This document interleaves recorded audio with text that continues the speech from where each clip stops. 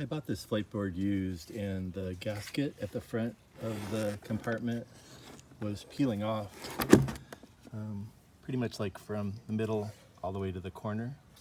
It wasn't leaking in the hatch, but I noticed it was loose, and I figured, well, I was going to try and glue it, and the Facebook group for Flite said to use weather stripping cement, and I tried that, and it, I cleaned it with alcohol. I didn't rough it up, I just cleaned it, and it did not stick worth a dang even after curing for a full 24 hours. So I've used super glue gel in the past, and that's what I ended up using. It worked really well. I roughed it up beforehand using a Dremel. I tried different things. I tried like a buff, and I tried like a little wire wheel, and then I tried a little flapper wheel, and that's what I like the best.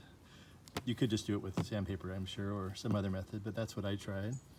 So I did rough up both the gasket and the plastic surround for the hatch, and then I put in I think they call it like I put in the gasket protector, where what people do is they'll kind of put the battery in at an angle, then you kind of get some leverage on the gasket and it can pry up. So this is kind of more goof proof for somebody when, like, my kids borrow it or something.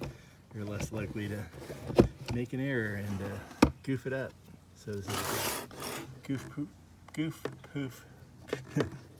goof protector. Hopefully that makes some sense and helps somebody out there for the Flite.